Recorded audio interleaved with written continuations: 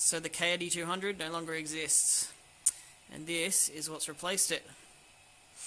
So the bottom half is K8200, all of these extrusions here, all of the linear rails and the bearings, K8200, those stepper motors are K8200,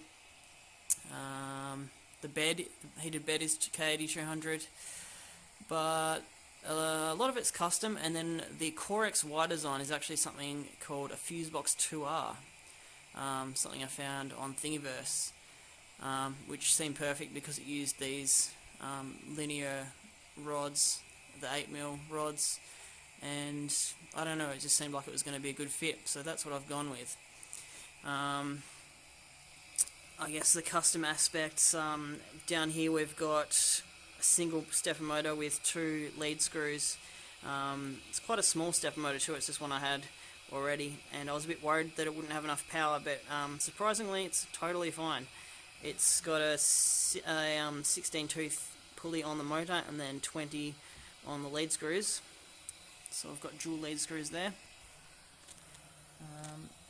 Down there you can see how I've attached the K8200 bed.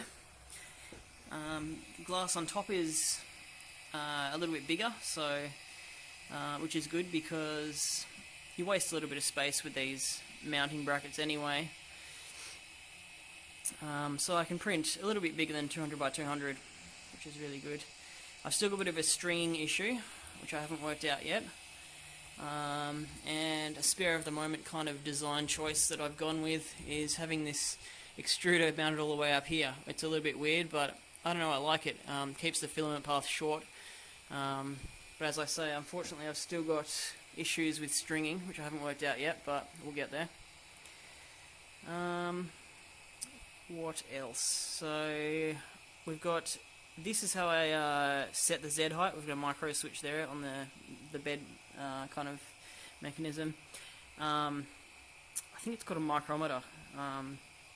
Basically, yeah, you just adjust that, and then once it's set, because I've got one of these on my big 3D printer, and this is on the K8200, and yeah, it works really well.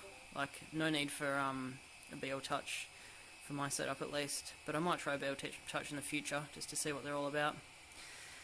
So I've got a E3D V6 hot end. I still need to make an enclosure for all the electronics. There'll be something just kind of down here, just housing that. But yeah, I'm really happy with how it's turned out, even though I've still got that string issue. But you know, the print quality is good, and it's really quiet because of those TMC 2209 drivers on this board. This is the SKR Mini E3, I think it's called. Yeah, it's a big upgrade from the old, I think it was ramps based board on the K8200.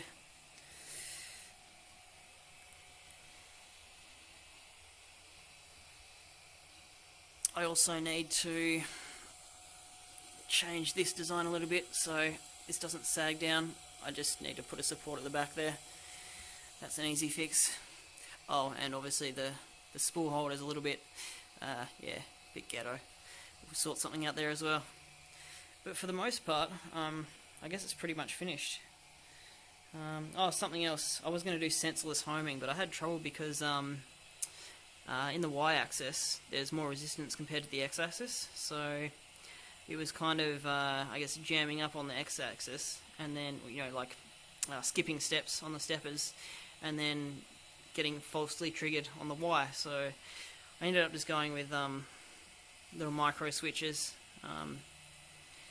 Not the most elegant solution, but definitely gets me out of trouble. So yeah, thanks for watching.